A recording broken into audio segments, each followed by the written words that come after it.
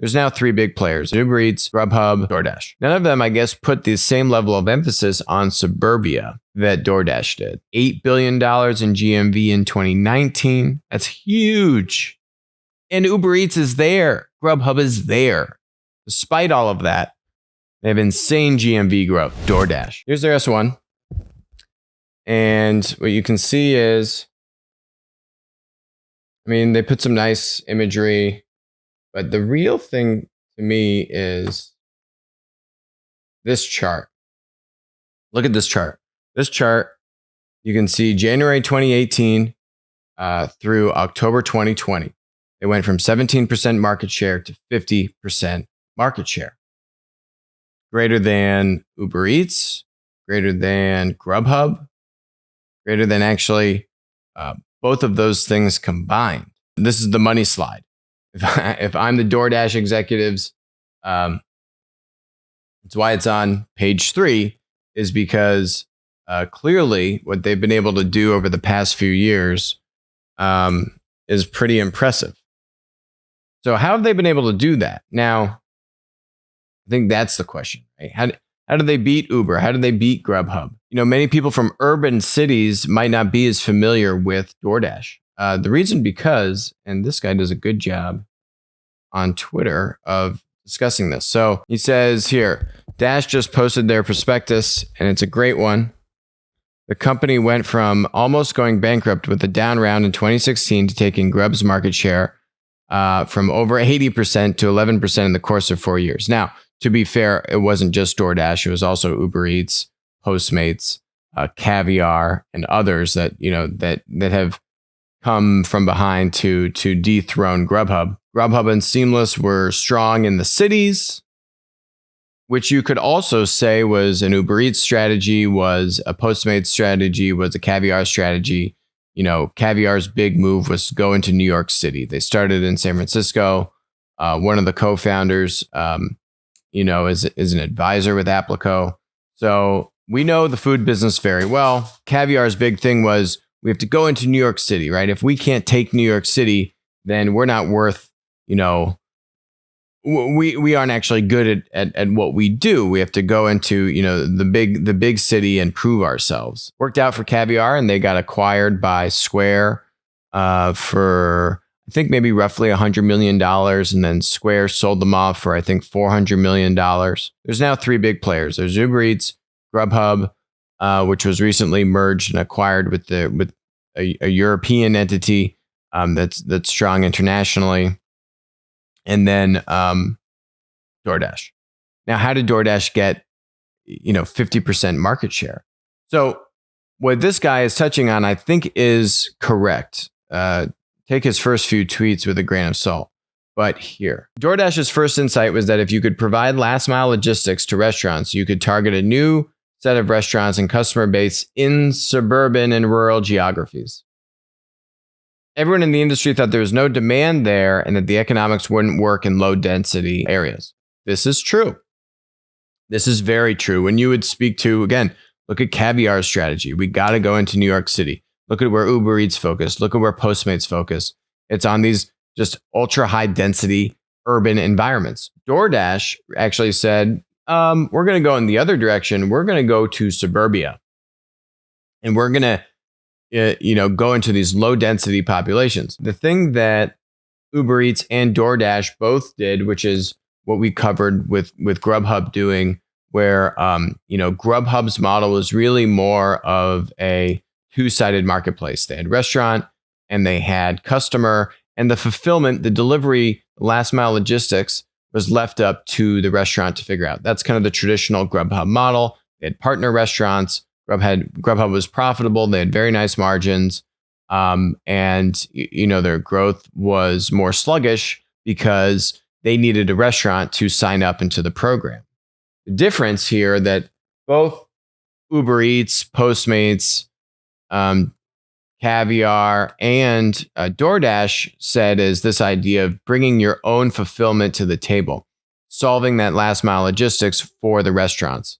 Because what that lets you do is it lets you get supply from restaurants that might not want to join your platform, right? And so first they rolled out an over-the-top business where they added tens of thousands of restaurants without an official partnership. That's nothing new. That's nothing unique to DoorDash. We've seen all the new competitors to Grubhub take a similar strategy. When Grubhub's CEO, Matt Maloney, I want to say it must have been roughly a year ago now, maybe like October of 2019, on their Q3 earnings call, Matt Maloney announced that they're going to have, that they need to compete against this three-sided model where the marketplace is coordinating fulfillment in addition to just connecting restaurants and customers. And that is a much less profitable, if not unprofitable, business model. But they had to do it because they were seeing, he was talking about their cohort analysis, right? They were looking at their retention of existing and new users, and their retention was starting to get pretty leaky. It was because these three-sided delivery platforms were able to get unique supply, bring that supply to the consumers, and the consumers wanted that unique supply. Grubhub wasn't able to stay competitive because they weren't able to have parity on supply because they didn't have this kind of over-the-top delivery model and onboard all these restaurants that weren't going to join Grubhub's kind of official partner program. Okay, so. But really, the story of DoorDash and these other platforms is, you had Grub, Uber, again, all the typical players competing aggressively in the urban environments. The aggressors doing over-the-top delivery, three-sided marketplace to go up against two-sided marketplace, kind of slower growth Grubhub, but profitable.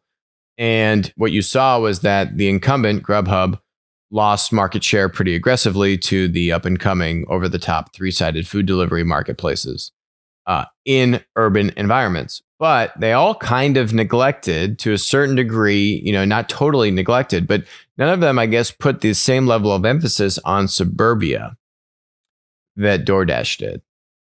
And I think that's the main takeaway. You say, how did DoorDash get 50% market share in roughly 2.5 years against, Uber, platform conglomerate, Grubhub, public company, real serious competitors? They went to suburbia. They brought this over the top model to suburbia. As they started to do over the top, they seeded the market, right? They got that initial supply. They got a lot of those unique restaurants that didn't want to figure out how to do last mile logistics in a suburban environment. This was me ragging on Domino's many episodes ago, saying, well, Domino's could have done this, right? Why didn't Domino's do this? They literally have last mile logistics in suburbia. Well, turns out DoorDash did it. It was really, to me, the killer app, the killer kind of hook was the over-the-top delivery in suburbia. And that is the thing that jump-started the network. That is the thing that got them the supply and these tens of thousands of restaurants without an official partnership. And then, to this guy's second point, is then they went and signed several large chain partnerships like Chipotle, Wendy's, and others. And then that helped to supercharge demand. These were the types of restaurants that people in those geographies preferred. These were acquisition rocket ships. Once they had the best restaurant selection, they started executing brilliantly on national brand and performance marketing campaigns, including with their chain partners, right? So doing like co-opted advertising with these large chains, and and it's kind of an outside-in strategy, right? They started suburbia, they started more in rural areas, and now they got all that scale, and now they can go and siege the urban the urban geographies. Guess who bought Caviar for $400 million? This was August of 2019. DoorDash did, right?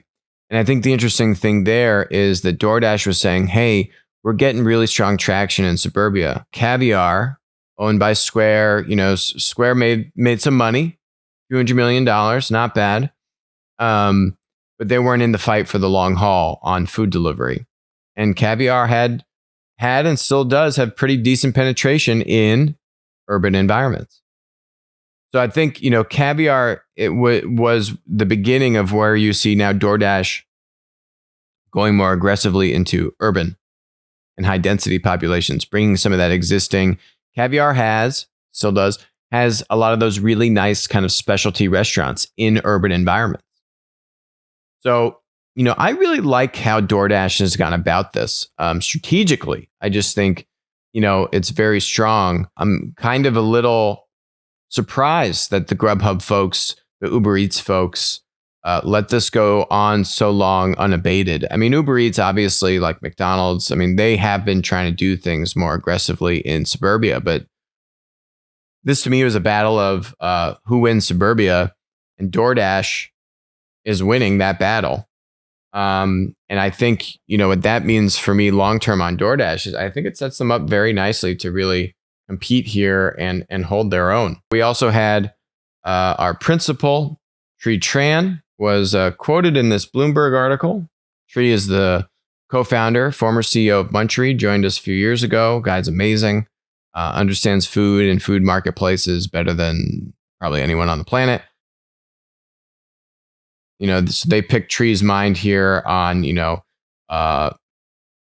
on the COVID pandemic bump and, what that means for DoorDash. Will that sustain itself?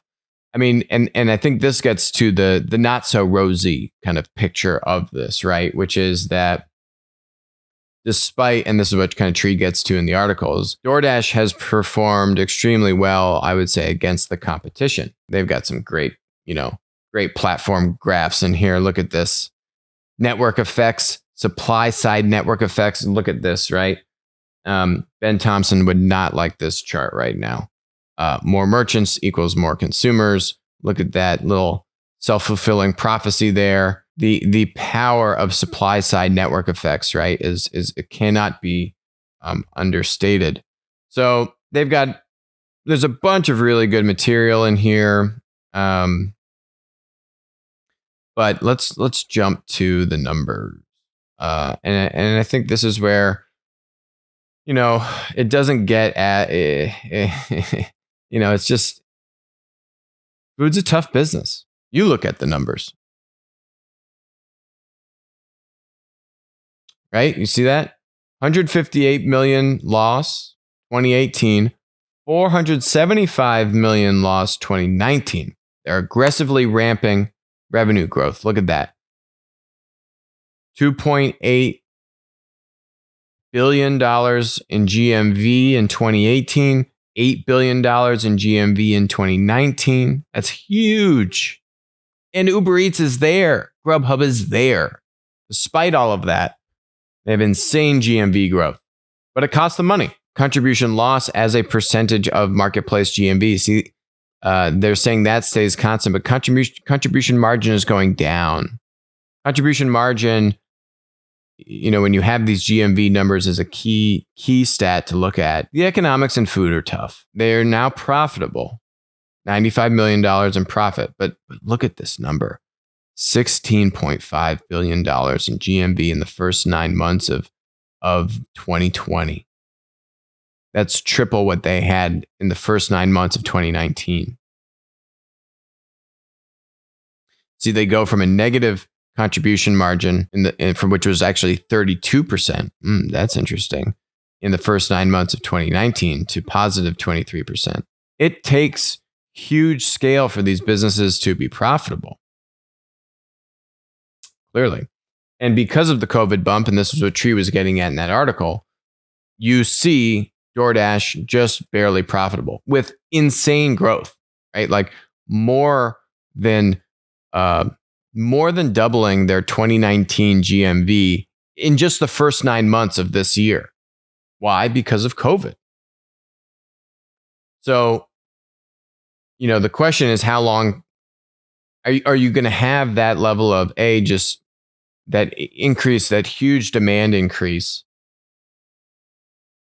How long is that going to stick around for? That's one solving function. And then, are you going to be able to keep as strong of a dominant position in suburbia while also penetrating into urban, more dense environments? That really is the question here for DoorDash. We will see where they price this. Because that's obviously the magic. And again, DoorDash, does not have It's not a platform conglomerate. This is their be all end all food delivery. We'll see where they price it, and I can give you a better perspective on if I think it's well priced or not. But I would say in terms of the DoorDash management, I would say strategically them executing on a strategy, outmaneuvering very formidable competitors, I give them A pluses. It really is impressive what they've done. See where the pricing comes in, and just the food market is a tough industry. But again, just from this analysis, I would give the management very strong marks. Hi, this is Alex from Winner Take All. Thanks for joining us. Hope you enjoyed the content. Feel free to leave a comment, ask us questions, and definitely make sure to join us on our next live stream.